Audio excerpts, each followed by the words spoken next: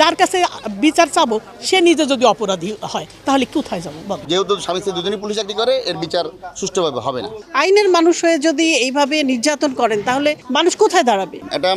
একটা মানুষের বাসায় কাজ করে পেটের দেয়, দুটো টাকার দেয়, তার জন্য এতটা নির্যাতন করতে হবে? সোলার পার্কের ভিতরে যে গ্যারেজ, সেই গ্যারেজে আমি যখন দাঁড়িয়েছি তখন দেখতে পারলাম তার বাম হাতে যে 4তলা ভবন, তার দোতলা রান্নাঘরের জানলা থেকে দেখা যাচ্ছে একটা মেয়ে বারবার ওঠা বসা করতেছে। যতবার সে বসে ততবার টাস টাস করে আওয়াজ হয়। তখনই আওয়াজ আর এই বসাটাকে আমার একটা সন্দেহজনক মনে করে আমি তার দ্রুত ক্যামেরা অন করে জুম করলাম। তখন দেখলাম আমি যতক্ষণ গুনেছি তখন প্রায় 164 বার সে বসেছে আর 164 বাড়ি সে খাইছে।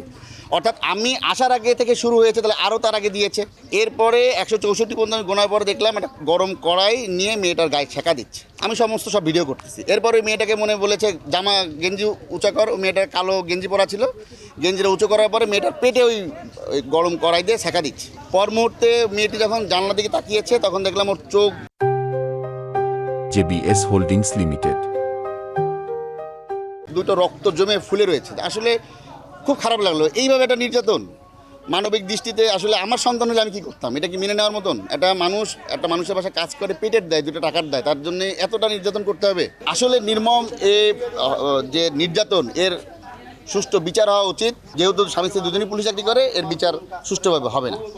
অনেকক্ষণ চেষ্টা করছি কিন্তু দরজা খোলে না। যখন দরজা খোলে না তখন আমরা বাড়িওয়ালার কাছে গেছি। বাড়িওয়ালার ছেলেকে পাঠিয়েছে সাথে। তো আমরা আসার পরে কিছুতেই খোলে না দরজা। পরে জানলাম উনি নিজেও এসআই, আবার ওনার হাজব্যান্ডও এসআই। আর তখন ওনার হাজব্যান্ড আসলো। হাজব্যান্ড আসার পর সে বলার পর দরজা খুলছে। বারবার বলছে যে এটা আসলে ভুল হয়ে গেছে, এরকম একটা হতে পারে, আসলে রাগের মাথায় করে ফেলছে, মাফ করে দেন। আমরা বলছি এটা তো আমাদের কিছু ব্যাপার না। এই ধরনের নির্যাতন আমরা ঘরে ঘরে দেখছি। এটা কি আপনি আইনের মানুষ হয়ে যদি এইভাবে নির্যাতন করেন তাহলে মানুষ কোথায় দাঁড়াবে? গরিব মানুষ কাজের জন্য আসে, আর এই প্রত্যেক পরিবারে এইসব এরকম শুনতে পাই, আমরা দেখতে পাই। এটা তো কোনো কথা হতে পারে না, এটা সভ্য কোনো আচরণ না। জানালা থেকে আসলে ভিডিওটা করা হয়েছিল। আমি ভিডিওটা দেখেছি। ওকে প্রথমে কান ধরে উঠবস করানো হচ্ছে, তারপর হচ্ছে ওকে কড়াই দিয়ে ছেঁকা দেওয়া হচ্ছে। ঠিক আছে, এইটা দেখেছি। পরে আমি গেছিলাম, ভিতরে গেছিলাম, মেয়েটাকে দেখেছি। ওর এইখানে চোখের বাম চোখে সম্ভবত মানে ফুলে আছে এখানে, আর বিভিন্ন জায়গায় আঘাতের চিহ্ন আছে। যদিও মুখ মাস্ক দিয়ে ঢেকে রাখছে, পরে মুখটাও খোলালাম, ঠোঁট হালকা কাটা আছে, এরকম আছে। আমরা চাই যে এটার বিচার হোক। এটা এইভাবে ছেড়ে দেওয়া যায় না, কোনো কিছু সে যেই হোক না কেন। এটা তো কোনো সাধারণ ব্যাপার না। আপনি ভালোবাসতে পারেন, আদর করতে পারেন, আপনি নির্যাতন করতে পারেন না। আর উনি যেটা বললেন যে ধমকে কি এইসব আলামত থাকে? আমরা তো দেখতেই পেলাম তার নির্যাতনের ইয়েটা, চোখটা ফোলা, আশেপাশেও বেশ অনেক ক্ষত। কিন্তু ক্ষতগুলো যে আজকেই সেটা সব না।